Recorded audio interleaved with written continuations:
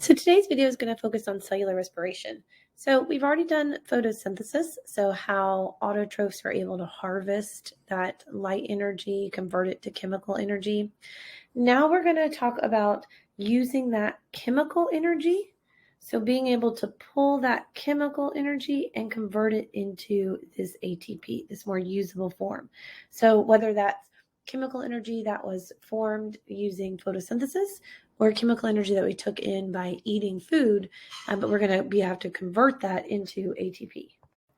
So all organisms have to be able to harvest stored energy, whether that's a prokaryotic cell, whether that's a eukaryotic cell, whether that's a plant, that's an animal. All organisms have to be able to harvest stored energy.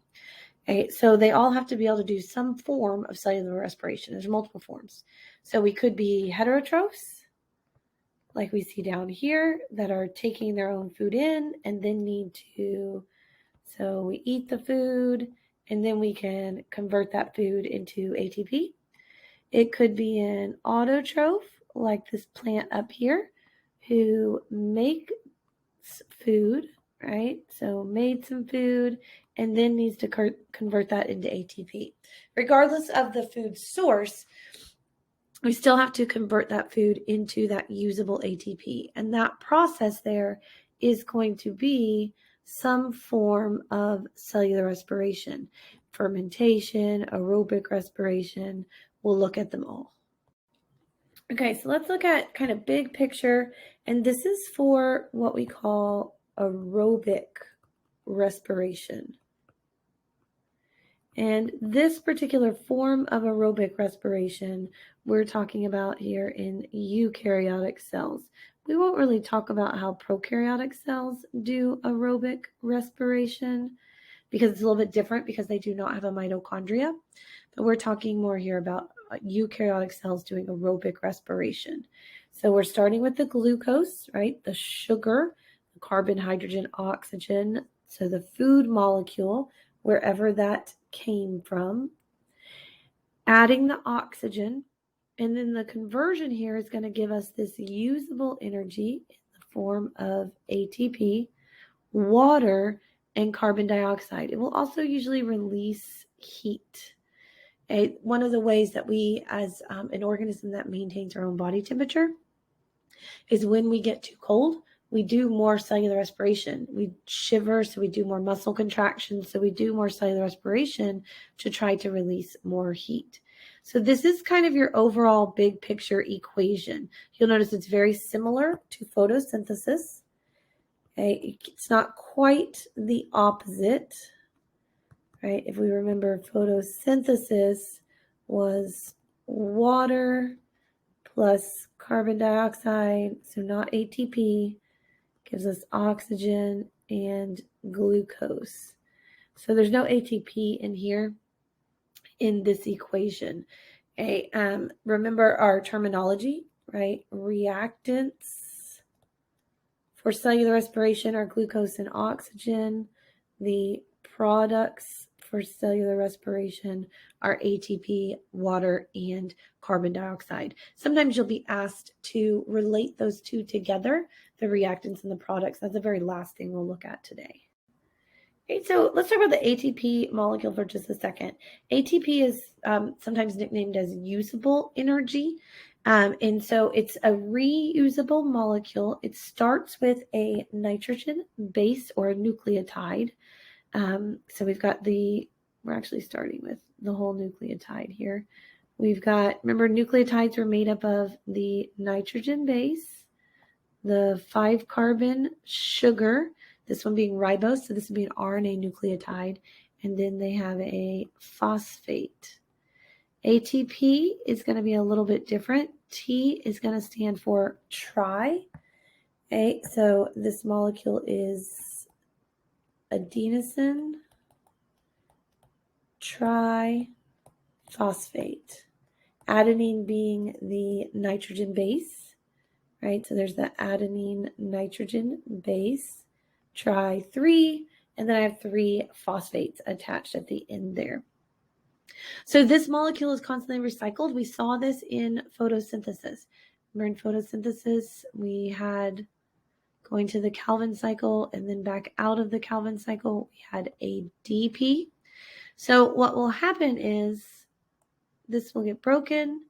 This is a triphosphate, 1, 2, 3. When that's broken, now it's a diphosphate, so the ADP. So this is constantly being recycled.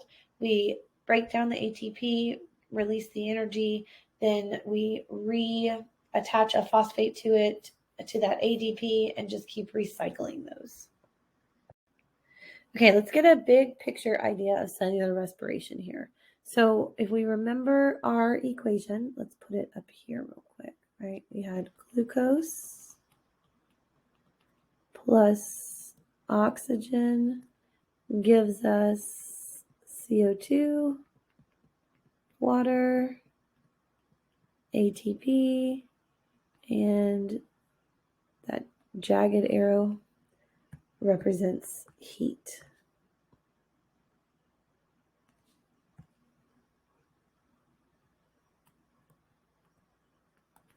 Okay, so we're going to start with glucose.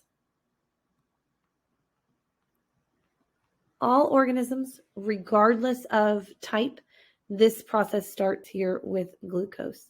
The glucose is going to get broken down into pyruvate molecules.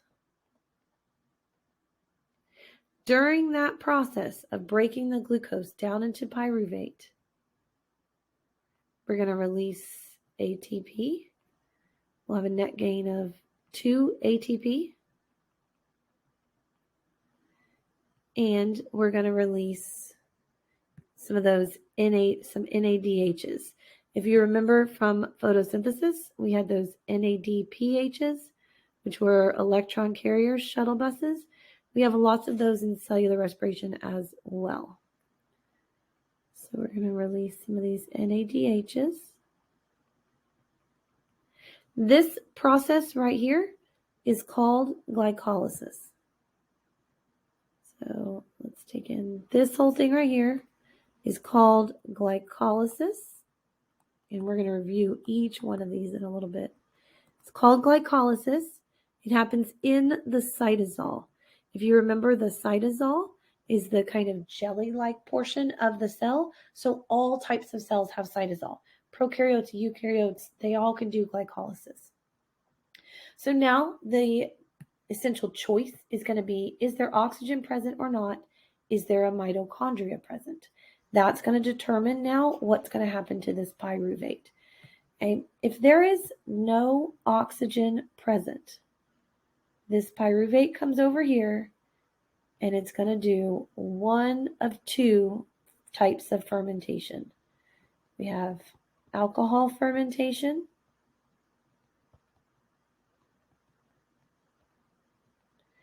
and we have lactic acid fermentation.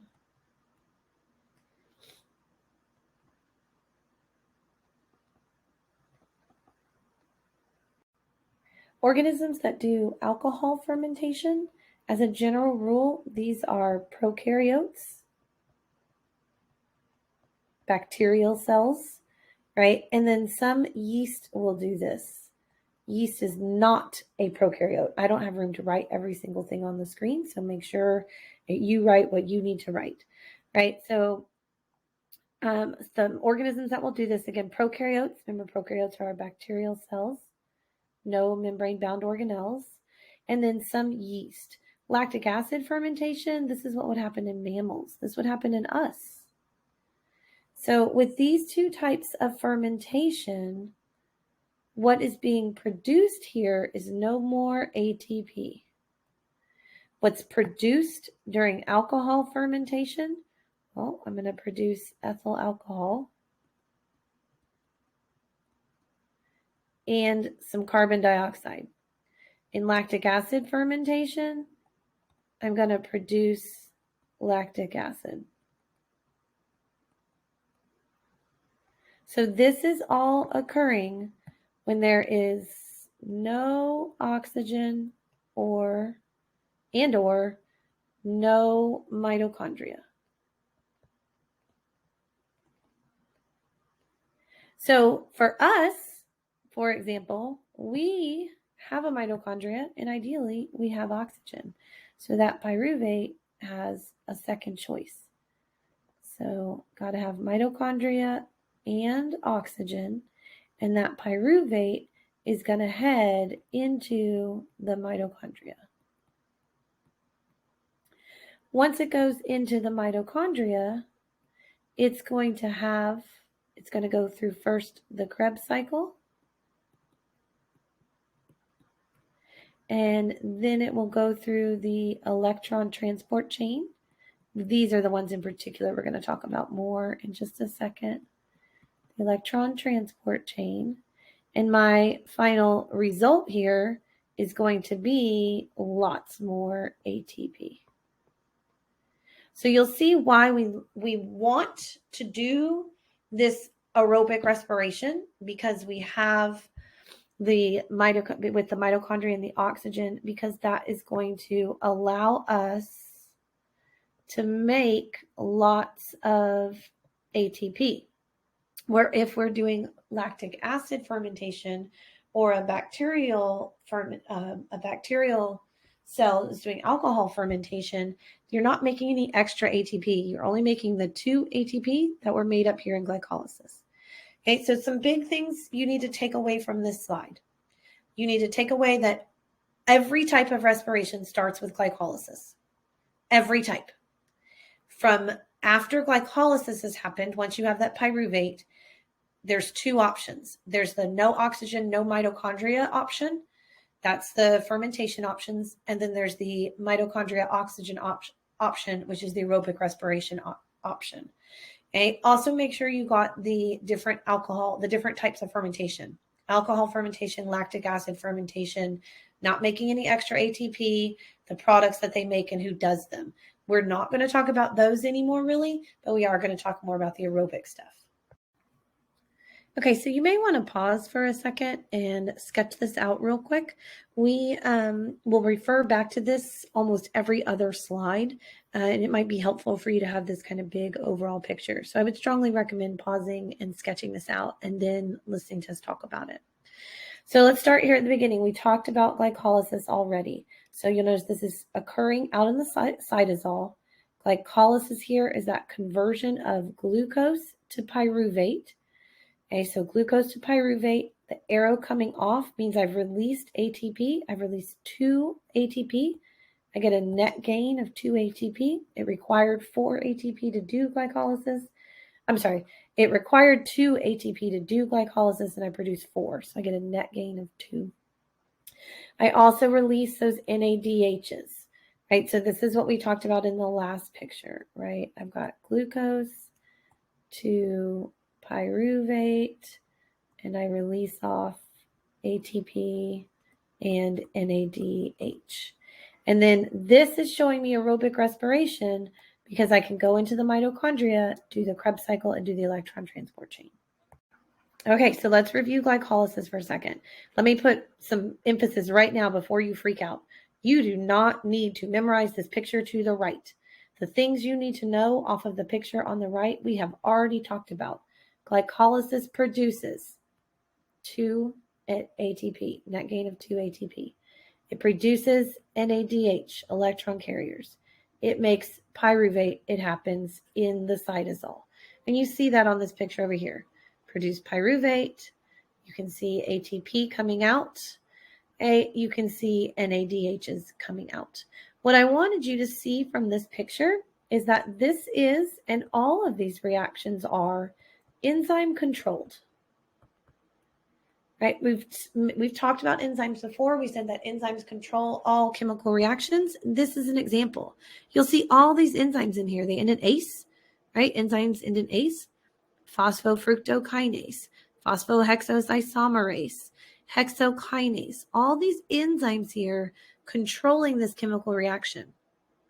If you saw an image like this, you could easily be asked something like, if enzyme enolase is not being produced, okay, how does that affect things? Well, I'm going to have an increase in this phosphoglycerate because there's nothing to break it down. So I have an increase in that molecule. I don't care that I don't know its name.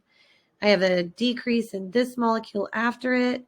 I'm not going to make pyruvate, but I did make some NADH and I did make some ATP, right? So just being able to read the diagram, not memorize the diagram. Okay, the things we need to memorize about glycolysis: net gain of 2 ATP, makes these NADH carriers, makes pyruvate, occurs in the cytosol.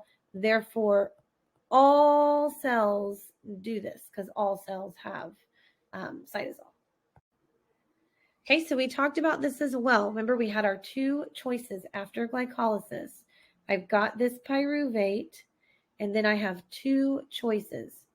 I have that no oxygen, no mitochondria choice. I need to slow down in my writing so you can read it.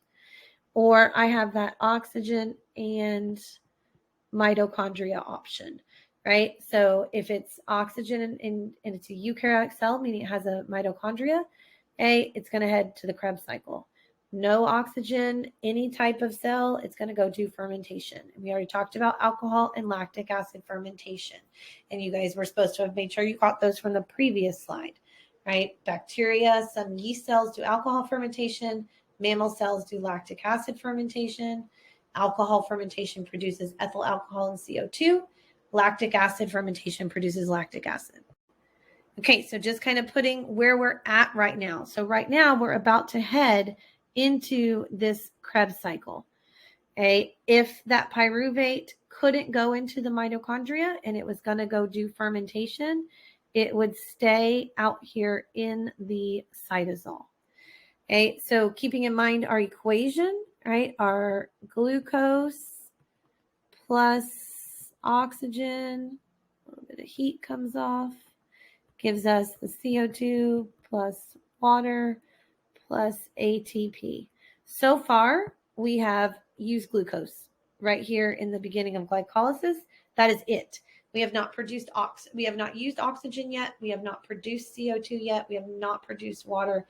And while we've produced a little ATP, we've only produced 2 of them. We have not produced, this little explosion's much bigger at the end.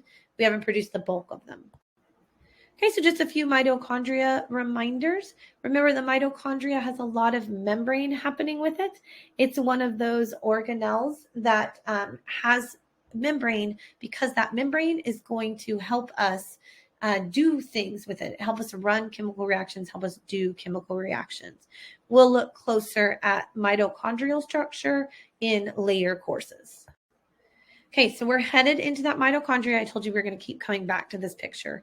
We're headed into that mitochondria to do the Krebs cycle.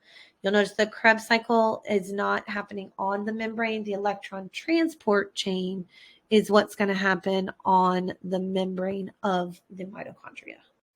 Okay, so again, you don't need to memorize a picture. We'll talk about the overview of what's going in, what's coming out. You notice how this says a 3-carbon right here? This is pyruvate that's going to get rearranged into acetyl-CoA. And you probably don't even need to remember that right now.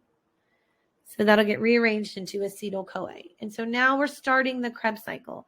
So remember that we are in the mitochondria. Okay, you'll see here comes your CO2 off. So if we have our big picture equation,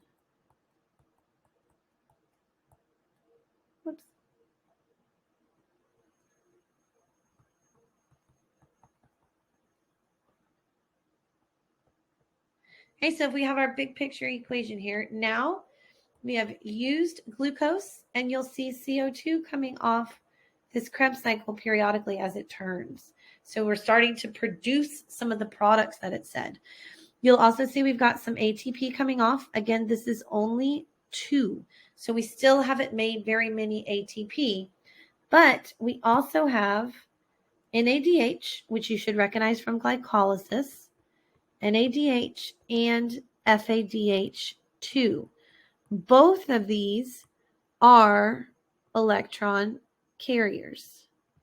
So in the Krebs cycle, what we need to realize is coming out of the Krebs cycle is I've got CO2 coming out of the Krebs cycle.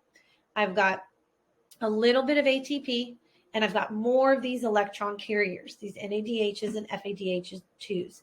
Nothing with water yet, nothing with oxygen yet. So far, we just have 4 ATP, which is not ideal. Please don't sit here and write all of this down. Okay, you should know we've got 2 ATP, we've got 2 ATP, you should know that's 4. Okay, obviously we need a better way, and this is where the electron transport chain is going to come into play. All right, so we used glucose, we released CO2, we've got electron carriers coming out of glycolysis, we've got electron carriers coming out of the Krebs cycle. Everything is headed over to the electron transport chain. So hopefully you've realized this is where oxygen is going to come into play, water is going to be released, and lots of ATP, not just a couple. Okay, so this electron transport chain, we'll look at a picture of it in just a second. Let's get some information down. This electron transport chain is a bunch of proteins built into the mitochondrial membrane, into that inner mitochondrial membrane. So similar, it'll look similar to some of the phospholipid pictures we've seen, right? Where we've got the phospholipid bilayer and then proteins embedded into it. So it's a series of proteins in there, and we get bunches of ATP from it, approximately 36, way better than the 4 that we were getting so far. It only works in the presence of oxygen, though, and when we use the picture, I think that will make more sense as to why it only works in the presence of oxygen. This is why, though, this is why we breathe. We don't breathe so we don't die. We don't breathe, because we need oxygen. Right, I need oxygen. This is why I need oxygen, though. I need oxygen to pull these electrons down this electron transport chain, to transport electrons down the chain so that I can make ATP. Otherwise, I don't have any energy. Okay, so let's look at this picture. So hopefully you recognize this, and this looks a little bit like the cell membrane pictures we've already seen, right? So here's my inner mitochondrial membrane. It looks like the cell membrane, and it's got proteins embedded into it. So here's the NADH. Remember those electron carriers, right? And then we're also going to have, I'll just draw it in. I don't know why it's not on here. We're also going to have FADH2 that gets dropped off here as well. So when these electron carriers come over, they drop off electrons. Let's try blue. So these electrons are going to get pulled down the chain. You don't have to memorize the parts of the chain or anything. You just need to realize that this yellow arrow is these electrons getting pulled down the chain. So if electrons have negative charges, right? So I have electron, an electron. I have a hydrogen ion, a hydrogen ion.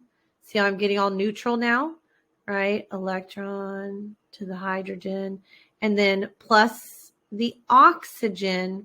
Now I finally get water, right? That oxygen, and this is the chemistry that we're not necessarily diving super duper deep into. That oxygen is the force that is pulling those electrons down as that yellow arrow. So as those electrons are getting pulled down the chain by the oxygen, you'll see we're pumping hydrogens across. And then if you follow your diagram, follow your arrows, you'll see these hydrogens get funneled back through. And when they get funneled back through this ATP synthase enzyme here, when they get funneled back through ATP synthase, which again is another enzyme controlling a reaction, that's where I'm actually getting the ATP. So in this electron transport chain, this is where my oxygen is coming into play, right? I need oxygen as my final electron acceptor, and I'm producing water out of this electron transport chain, and I'm producing lots and lots of ATP. So big takeaways you need regarding electron transport chain. Okay, it's in the mitochondria. The electron carriers dropped off electrons. Oxygen pulled those electrons down. As the oxygen pulls the electrons down, hydrogens pump across and then flow back through at a specific point, right? You'll notice they can only go through here at this specific point, which then allows that ATP synthase to create the ATP. Okay, and then when the oxygen finally gets the electrons, it'll bind with hydrogens to form the water. Okay, so like we've said before with photosynthesis and stuff, let's not lose sight of our big picture here. Glucose came in. There's one of our reactants. Glucose came in, went through glycolysis, pyruvate came out. Pyruvate went to the mitochondria. Could have gone and done fermentation if there was no oxygen or no mitochondria. During that conversion from glucose to pyruvate, during that glycolysis, we got 2 ATP, we got some NADHs. That pyruvate went into the Kreb cycle. Out of this Kreb cycle, here's where my CO2 comes into play. I got a couple of ATP. I got more of these electron carriers. Those electron carriers went to the electron transport chain. The electron transport chain used oxygen to pull those electrons down the chain and pump hydrogens across the membrane. Once the oxygen bound with the electrons, it joined some hydrogens to form water. All those hydrogens that were pumped across the chain, pumped across the membrane as the electrons moved through the chain, then funneled back through that ATP synthase to make about 36 ATP. Lots and lots and lots of them. These reactions aren't perfect, so they are not super efficient, so they will release some heat, and that's where the heat part comes from. Okay, I know it seems like a lot. We'll do some work with these diagrams. We'll just keep, talking about it, keep saying it. Okay, you'll get it. Just get sorted in your head. Where does stuff come in? Where does stuff come out? Okay, and the last thing I want to mention, we talked about at the very beginning, we said we would talk about a little bit kind of how the two are related, right? This carbon dioxide oxygen cycle. We talk a lot about oxygen coming out of plants, carbon dioxide going into plants, oxygen going into us, carbon dioxide coming out of us. One of the things I want to be sure we realize is that, yes, this plant is doing photosynthesis. It is also doing cellular respiration. These animals here, they're doing cellular respiration, but they're not doing photosynthesis. So as we talked before, be prepared to be able to tell me or write down in your notebook how the reactants and products of glucose, of photosynthesis and cellular respiration, how the reactants and products of photosynthesis and cellular respiration are related. Be prepared to answer that particular question. Okay, I did forget to put the slide at the very, very end that reminds you about questions. So here's your verbal reminder. Star them, underline them. Put a big, what the heck did you mean here? I don't understand how this works. Okay, something to let you know, oh, this is what I needed to ask her about when we come in class so that we can sort any of that out. Otherwise, the expectation is that you understood it and therefore we're ready to start labs and activities. Okay? All right, we'll work on this all in class.